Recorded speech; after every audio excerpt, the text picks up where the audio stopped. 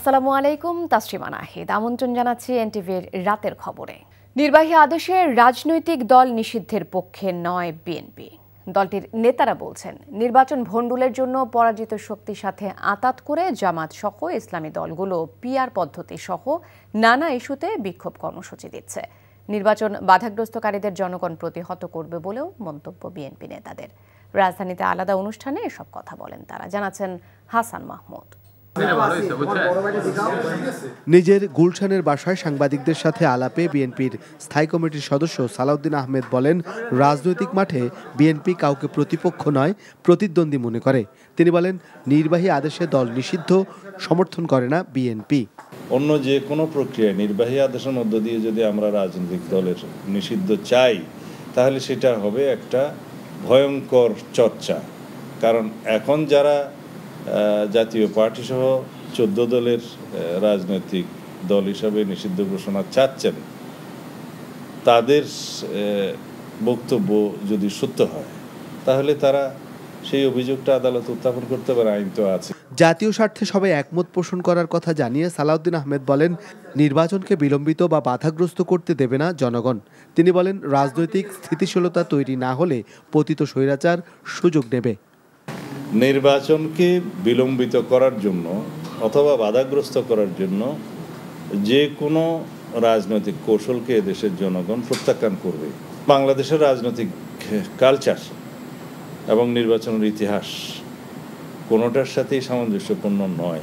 PR পদ্ধতিতে কোনোদিন সাধারণ মেজরিটি নিয়ে সরকার গঠন করা খুবই মুশকিল। অন্যদিকে স্থায়ী কমিটির আরেক সদস্য হাফিজউদ্দিন আহমেদ বলেন, ভোটে জিততে পারবে না জেনেই কর্মসূচি দিয়েছে জনভিত্তিহীন দলগুলো। যারা এখন পিআর এর পক্ষে ওকালতি করছে, তারা উপলব্ধি করতে পেরেছে যে জনগণ তাদেরকে ভোট দিবে না, অতীতেও দেয়নি, ভবিষ্যতে দিবে না। সুতরাং তারা এই নির্বাচনটি বিঘ্নিত করার জন্য এবং নানা ধরনের ষড়যন্ত্র বাংলাদেশে চলে। Hasan Mahmud, NTV news, Dhaka. বাংলাদেশে জোর করে ক্ষমতা গ্রহণের যে সংস্কৃতি, তা পরিবর্তনের জন্য একবারের জন্য হলেও পিআর পদ্ধতিতে নির্বাচন চায় জামাত ইসলামী। বিকেলে দলটির আমিরের নেতৃত্বে 6 সদস্যের দল ইউরোপীয় পার্লামেন্টের উচ্চ পর্যায়ের প্রতিনিধি দলের সাথে সাক্ষাৎ শেষে একথা বলেন জামাত ইসলামের নায়েবে আমির ডাক্তার সৈয়দ আব্দুল্লাহ মোহাম্মদ তাহের। এ সময় তিনি বলেন, ইউরোপীয় প্রতিনিধি দলের সাথে নির্বাচন ও সংস্কার বিষয়ে একটি ফলপ্রসূ আলোচনা হয়েছে। জামায়াত ইসলামীর পক্ষ থেকে পিআর পদ্ধতিতে নির্বাচনের বিষয়ে ইউরোপীয় ইউনিয়নের প্রতিনিধি দলের কাছে তুলে ধরলে তারা এ বিষয়ে ইতিবাচক মনোভাব পোষণ করেন বলে জানান ডাক্তার তাহের। আন্দোলন প্রসঙ্গে বলেন, মাঠের রাজনীতি ও টেবিল বৈঠকে আলোচনা একই সাথে চলবে। নির্বাচন পদ্ধতি এবং সংস্কারের যে বিষয়গুলো ঐকমত্যে পৌঁছানো সম্ভব হয়নি, সেসব বিষয় নিয়ে সরকারের সাথে আলোচনা করতে চায় দলটি। ঐকমত্য কমিশনের মেয়াদ বাড়ালেও রাজনৈতিক দলগুলোর সদিচ্ছা না থাকলে সব বিষয়ে ঐকমত সম্ভব নয় বলছেন। পলিটিক্যাল পার্টিগুলোর যে কালচার, যে মেন্টালিটি, জোর করে কেন্দ্র দখল করে এমপি হয়ে ক্ষমতায় যাওয়া, এই মাইন্ডসেটটাকে পরিবর্তন করা অত্যন্ত জরুরি। কিন্তু অ্যাটিটিউডটা তো রয়ে গেছে ফালি ফল্টে উল্টে দেওয়ার। তো এটা তো জাতীয় নির্বাচনে হওয়ার আশঙ্কা আছে। তো সে কারণে আমরা বলেছি যে পিআর সিস্টেম যদি হয়, সেখানে এককভাবে কোনো ক্যান্ডিডেট থাকবে না কোনো এলাকায়, এবং সে একাই কেন্দ্র দখল করার ইন্টারেস্ট হারিয়ে ফেলবে, টাকা দিয়ে কেন্দ্র হারিয়ে ফেলবে। এই জন্য আমরা কমপক্ষে একটিবার পরীক্ষামূলকভাবে পিআর সিস্টেম নির্বাচন চাই, অ্যাটিটিউড চেঞ্জ করার জন্য। নির্বাচনের পরও যেন জুলাই আগস্ট হত্যার বিচার থেমে না যায়, রাজনৈতিক দলগুলোর নির্বাচনী ইশতেহারে সে বিষয়টি থাকবে বলে প্রত্যাশা জুলাই যোদ্ধা ও এনসিপির আহ্বায়ক নাহিদ ইসলামের। আন্তর্জাতিক অপরাধ ট্রাইব্যুনাল সাংবাদিকদের সাথে আলাপকালে তিনি একথা বলেন। এদিকে শেখ হাসিনা সহ 3 জনের বিরুদ্ধে দ্বিতীয় দিনে দেয়া সাক্ষ্যে আমার দেশ সম্পাদক মাহমুদুর রহমান গত 15 বছরের দুঃশাসনের যেন পুনরাবৃত্তি না হয়, সেজন্য ন্যায় বিচার দাবি করেন। রিপোর্টে আরও জানাচ্ছেন হাসান জাবেদ। জুলাই আগস্ট হত্যার ঘটনায় শেখ হাসিনা সহ 3 জনের বিরুদ্ধে সাক্ষ্য দিতে আন্তর্জাতিক অপরাধ ট্রাইব্যুনালে যান জুলাই যোদ্ধা ও এনসিপির আহ্বায়ক নাহিদ ইসলাম। কিন্তু অন্য একজনের সাক্ষ্য যারা সম্পন্ন না হয়, তার সাক্ষ্য নেওয়া যায়নি। এ সময় তিনি সাংবাদিকদের বলেন, এখন পর্যন্ত জুলাই আগস্ট হত্যার বিচার প্রক্রিয়া নিয়ে তারা সন্তুষ্ট। বাকি বিচার প্রক্রিয়ায় যেন ধারাবাহিকতা থাকে, সে দাবি জানান তিনি। বিচার প্রক্রিয়া কিন্তু একটা দীর্ঘ সময় ধরে আসলে চলবে তার প্রক্রিয়া অনুযায়ী, ফলে নির্বাচনের পরেও যাতে এই বিচার প্রক্রিয়া কোনোভাবেই বাধাগ্রস্ত না হয় সেটার জন্য এই ট্রাইব্যুনাল এবং অন্যান্য যেই বিচার প্রক্রিয়া রয়েছে সাধারণ কোর্টে সেটা যাতে অব্যাহত থাকে সেই প্রতিশ্রুতি আমাদের এই সরকারের পক্ষ থেকে সেই একটা রোডম্যাপের দাবি আমরা জানিয়েছি এবং সকল রাজনৈতিক দলের পক্ষ থেকেও সেই কমিটমেন্ট তাদের সেই ইস্তিহারেও যাতে সেটা থাকে এটা আমাদের প্রত্যাশা থাকবে। এদিকে দ্বিতীয় দিনে ট্রাইব্যুনালে সাক্ষ্য দিয়েছেন আমার দেশ পত্রিকার সম্পাদক মাহমুদুর রহমান। বিগত সরকারকে ফেসিস্ট উল্লেখ করে তিনি আগামীতে যাতে কেউ ফেসিস্ট হতে না পারে সেজন্য ন্যায় বিচার দাবি করেন। এই বিচারের মাধ্যমে, ট্রাইব্যুনালের বিচারের মাধ্যমে বাংলাদেশের আমরা জাতি হিসেবে আমরা বলতে চাই নেভার এগেইন, আর কোনোদিন যেন বাংলাদেশে কোনো ফ্যাসিস্ট, কোনো অটোক্রেটিক রেজিম না আসে। বাংলাদেশের যাত্রাটা যেন গণতন্ত্রের দিকে হয় এবং মানবাধিকারের। আমরা মনে করি যে তার এই সাক্ষ্য শেখ হাসিনার অপরাধ প্রমাণের জন্য বা আসামিদের অপরাধ প্রমাণের জন্য একটা গুরুত্বপূর্ণ দলিল হয়ে থাকবে, ঐতিহাসিক সাক্ষী তিনি দিয়েছেন, আর বাকিটা তো আদালত পর্যালোচনা করে সেই ব্যাপারে তাদের অভিমত জানাবেন। পরে মাহমুদুর রহমানকে জেরা করেন রাষ্ট্রনিযুক্ত আসামি পক্ষের আইনজীবী আমির হোসেন। জেরা শেষ না হওয়ায় বুধবার সাক্ষীকে আবারও জেরা করা হবে। সেদিন নাহিদ ইসলামেরও সাক্ষ্য দেওয়ার কথা রয়েছে। Hasan Javed, NTV news, Dhaka. আইনশৃঙ্খলা বাহিনীর নিরাপত্তা বেষ্টনীর মধ্যে ধর্মীয় উৎসব পালন করাটা জাতি হিসেবে খুবই হাস্যকর উল্লেখ করে এই ধারণা থেকে বের হয়ে আসার জন্য সবাইকে আরও ঐক্যবদ্ধ হওয়ার আহ্বান জানিয়েছেন অন্তর্বর্তীকালীন সরকারের প্রধান উপদেষ্টা অধ্যাপক মোহাম্মদ ইউনূস। আসন্ন দুর্গাপূজা উপলক্ষে ঢাকেশ্বরী মন্দিরে হিন্দু ধর্মাবলম্বীদের সাথে শুভেচ্ছা বিনিময়কালে এই আহ্বান জানান তিনি। এক ধর্মের সাথে আরেক ধর্মের পার্থক্য থাকতেই পারে, কিন্তু তার ভিত্তিতে রাষ্ট্র কখনো কাউকে পার্থক্য করতে পারবে না বলেও মন্তব্য করেন ডক্টর ইউনূস। নজরানা চৌধুরীর রিপোর্টে বিস্তারিত। আঁখি মেলে তোমার আলো, প্রথম আমার চোখ জুড়ালো। বাঙালি হিন্দু ধর্মাবলম্বীদের সবচেয়ে বড় উৎসব দুর্গাপূজা দোরগোড়ায় ধুমধামের সাথে সেই উৎসব পালনে সবাই প্রস্তুতিও নেওয়া শুরু করেছে।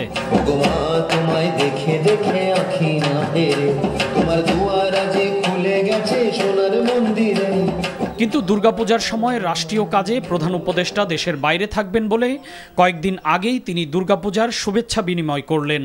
মঙ্গলবার সকালে ঐতিহাসিক ঢাকেশ্বরী মন্দির পরিদর্শন করেন ডক্টর ইউনূস। মন্দির প্রাঙ্গণে পৌঁছালে বাংলাদেশ পূজা উদযাপন পরিষদ, হিন্দু ধর্ম কল্যাণ ট্রাস্ট ও মহানগর সার্বজনীন পূজা উদযাপন কমিটির নেতারা সেখানে প্রধান উপদেষ্টাকে স্বাগত জানান।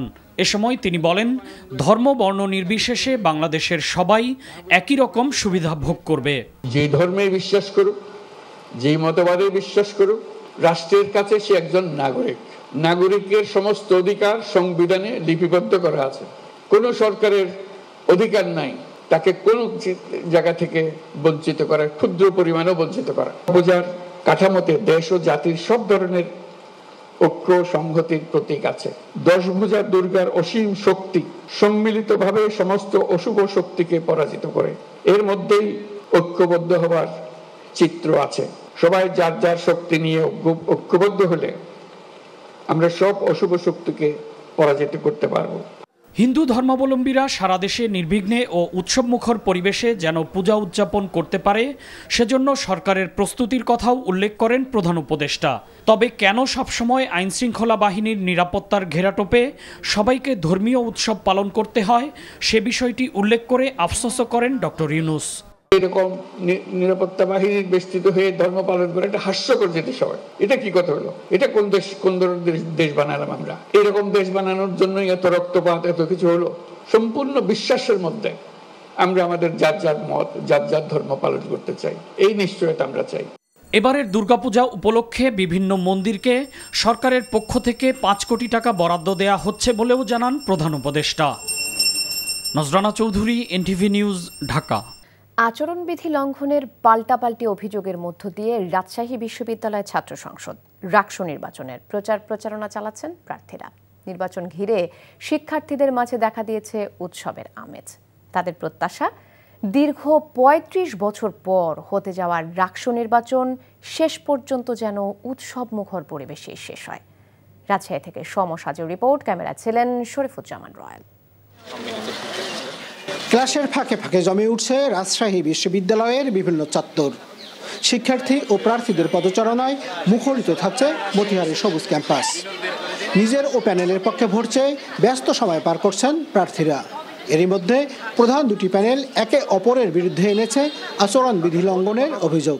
ব্যালট নাম্বার দেওয়ার আগেই যারা পোস্টার বানিয়ে প্রচারণা করেছিল তারাও আচরণবিধি লঙ্ঘন করেছিল।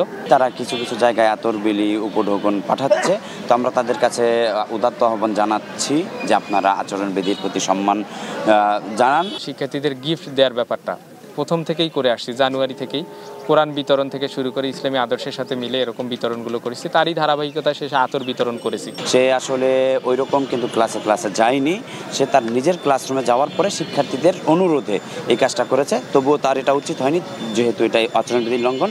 প্রার্থীরা যেন আচরণবিধি শতভাগ মেনে চলে সে বিষয়ে মনিটরিং করার কথা জানালেন প্রধান নির্বাচন কমিশনার। কয়েকজন নেত্রী পর্যায়ের নেতৃবৃন্দ আসছিল যারা ভিপি পদে আছে, তারা বলতে স্যার আমরা আচরণবিধি মেনে চলছি, এবং আমি দেখছি তারা আচরণবিধি মেনে চলছে। সাধারণ শিক্ষার্থীরা চায় শেষ পর্যন্ত যেন উৎসব মুখর থাকে ভোটের পরিবেশ। সম্পূর্ণ নির্বাচনটা আমরা যাতে সুষ্ঠুভাবে হয় এটাই আমরা করি, কোনো রকমের ঝামেলা এরকম সৃষ্টি না। আমরা আশা করি যে এখানে কোনো রাজনৈতিক দল ইন্টারফেয়ার করবে না। দীর্ঘ প্রতীক্ষার পর আগামী 25 সেপ্টেম্বর অনুষ্ঠিত হতে যাওয়া রাকসু নির্বাচন শান্তিপূর্ণভাবে শেষ করতে নিরাপত্তা বাহিনীর ১৫০০ সদস্য মোতায়েনের সিদ্ধান্ত নিয়েছে প্রশাসন। Saju, NTV news, Rajshahi. এদিকে চট্টগ্রাম বিশ্ববিদ্যালয় কেন্দ্রীয় ছাত্র সংসদ চাকসু নির্বাচনের মনোনয়নপত্র বিতরণ শেষ হয়েছে আজ। প্রায় ৩৬ বছর পর অনুষ্ঠিত হতে যাচ্ছে চট্টগ্রাম বিশ্ববিদ্যালয় কেন্দ্রীয় ছাত্র সংসদ নির্বাচন। চাকসু ভবনের দোতলায় নির্বাচন কমিশন কার্যালয় থেকে ইতোমধ্যে বিভিন্ন পদে উল্লেখযোগ্য সংখ্যক পদপ্রার্থী মনোনয়নপত্র সংগ্রহ করেছেন। সংগৃহীত মনোনয়নপত্র আগামীকাল বিকেল ৩:৩০ পর্যন্ত জমা দিতে পারবেন। চাকসু নির্বাচন পরিচালনা কমিটি জানায় জমাকৃত মনোনয়নপত্র ১৮ সেপ্টেম্বর যাচাই বাছাই, ২১ সেপ্টেম্বর প্রাথমিক তালিকা, ২৫ সেপ্টেম্বর চূড়ান্ত প্রার্থী তালিকা প্রকাশ করা হবে। আগামী ১২ অক্টোবর ভোট গ্রহণ অনুষ্ঠিত হবে। দেশের শীর্ষ ইলেকট্রনিক্স ও প্রযুক্তি পণ্যের ব্র্যান্ড ওয়ালটন প্রথমবারের মতো আমেরিকায় রপ্তানি শুরু করল মাদারবোর্ড। ওয়ালটনের তৈরি বিশ্বমানের এই মাদারবোর্ড ব্যবহৃত হবে আমেরিকার তৈরি অত্যাধুনিক সক্রিয় গানশট শনাক্তকরণ এবং জরুরি উদ্ধার কাজ পরিচালনা সিস্টেমের সিকিউরিটি ডিভাইস হিসেবে। সোমবার রাতে রাজধানীর ওয়ালটন কর্পোরেট অফিসে এক জমকালো অনুষ্ঠানে আয়োজন করা হয়। এতে প্রধান অতিথি ছিলেন প্রধান উপদেষ্টার বিশেষ সহকারী ফয়েজ আহমেদ তৈয়ব। আরও উপস্থিত ছিলেন ওয়ালটন হাইটেক ইন্ডাস্ট্রিজ পিএলসির chairman S M. Shamsul Alam, Walton Digitech industries লিমিটেডের চেয়ারম্যান এস.এম. রেজাউল আলম সহ ওয়ালটনের বিভিন্ন সেক্টরের ঊর্ধ্বতন কর্মকর্তারা। অনলাইনে যুক্ত ছিলেন আমদানিকারক প্রতিষ্ঠান সেফপ্রো টেকনোলজিস ইনকর্পোরেশনের প্রতিষ্ঠাতা ও প্রেসিডেন্ট পল এল একার্ড। অনুষ্ঠানে জানানো হয় বিশ্বের ৫০টিরও বেশি দেশে মেড ইন বাংলাদেশ ট্যাগযুক্ত ইলেকট্রনিক্স পণ্য রপ্তানি করা ওয়ালটন প্রাথমিকভাবে আমেরিকার উইসকনসিন প্রদেশে অবস্থিত তথ্য প্রযুক্তি খাতের প্রতিষ্ঠান সেফপ্রো টেকনোলজিস ইনকর্পোরেশনের অনুকূলে ২৫০০-এরও বেশি মাদারবোর্ড রপ্তানি করছে। অনুষ্ঠানে নতুন বাজারে আসা ওয়ালটনের ২টি মডেলের পরিবেশ বান্ধব ই-বাইকও উন্মোচন করেন অতিথিরা। ভারতের অংশগ্রহণ ছাড়াই ঢাকায় অনুষ্ঠিত হতে যাচ্ছে ৪ দিনের দক্ষিণ এশিয়া বাণিজ্য মেলা ২০২৫। সার্ক চেম্বার এবং এফবিসিসিআই এর যৌথ আয়োজনে মেলাটি হবে বসুন্ধরা কনভেনশন সিটিতে। দুপুরে মতিঝিলে এফবিসিসিআই কার্যালয়ে সংবাদ সম্মেলন করে জানানো হয়, এবার মেলায় ৪টি দেশের ১০০টি স্টল অংশ নিচ্ছে, যার মধ্যে বাংলাদেশের ১৭টি, পাকিস্তানের ৭৭, আফগানিস্তানের ৫টি এবং শ্রীলঙ্কার ১টি স্টল রয়েছে। এছাড়া মেলায় ভারতের পাশাপাশি নেপাল, মালদ্বীপ ও ভুটানের কোনো বাণিজ্যিক প্রতিষ্ঠান অংশ নিচ্ছে না বলেও জানান এফবিসিসিআই এর মহাসচিব মোহাম্মদ আলমগীর। এ সময় SAARC chamber of commerce and ইন্ডাস্ট্রির মহাসচিব জুলফিকার আলী বাট জানান, ভারতকে আনুষ্ঠানিকভাবে আমন্ত্রণ জানানো হলেও দেশটি তাতে সাড়া দেয়নি।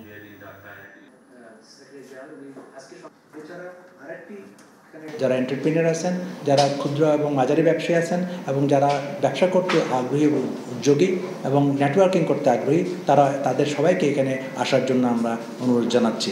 We have invited India. I don't know what was the reason that initially they were interested to participate in the trade fair, but unfortunately till last moment they have backed out. What's the reason? You know better than me. why they have backed out, they are not participating in this trade fair. Dengue সংক্রমণ কমানো বহুমুখী পদক্ষেপের বিষয় উল্লেখ করে জনগণকে সচেতন হবার আহ্বান জানিয়েছেন স্থানীয় সরকার উপদেষ্টা আসিফ মাহমুদ সজীব ভূঁইয়া। দুপুরে সচিবালয়ে ভিডিও কনফারেন্সের মাধ্যমে ৩টি নগর মাতৃসদন কেন্দ্র ও ৮টি নগর স্বাস্থ্য কেন্দ্র ভবন উদ্বোধন শেষে প্রশ্নের জবাবে এ কথা বলেন তিনি। এডিবির দেয়া ৯৪৭ কোটি টাকার ঋণে নির্মিত হয়েছে এসব স্বাস্থ্যসেবা কেন্দ্র। এ সময় বিভিন্ন প্রকল্পে অর্থ সহায়তা আরও বাড়াতে এডিবির প্রতি আহ্বান জানান উপদেষ্টা। বিভিন্ন হাসপাতালে চিকিৎসক, নার্স সহ জনবলের ঘাটতি কমাতে বিশেষ বিসিএস এর মাধ্যমে চিকিৎসক নিয়োগ সহ বিভিন্ন পদক্ষেপ নেওয়া হয়েছে বলেও জানান উপদেষ্টা। ক্যান্সারে আক্রান্ত স্বাস্থ্য উপদেষ্টা আগে থেকেই সিঙ্গাপুরে চিকিৎসা নেয়ায় আবারও যেতে হয়েছে বলে জানান তিনি। বলেন, চীনের সহযোগিতায় দেশেই উন্নত মানের হাসপাতাল নির্মাণের বিষয়ে আলোচনা চলছে। দুর্যোগ মোকাবেলার চাইতে দুর্যোগ পূর্ব প্রস্তুতি বেশি দরকার। এক্ষেত্রে দেশব্যাপী তরুণ ঐক্যবদ্ধ স্বেচ্ছাসেবক তৈরিতে কাজ করবে সরকার। মঙ্গলবার রাজধানীর চীন মৈত্রী সম্মেলন কেন্দ্রে দুর্যোগ নিয়ে আয়োজিত এক সংলাপে এসব কথা বলেন দুর্যোগ ব্যবস্থাপনা ও ত্রাণ উপদেষ্টা ফারুক আজম। তিনি আরও বলেন, দেশের প্রত্যন্ত অঞ্চলের মানুষও যাতে প্রযুক্তির সহায়তায় দুর্যোগ পূর্ব প্রস্তুতি নিতে পারে সেই লক্ষ্যে কাজ করছে সরকার।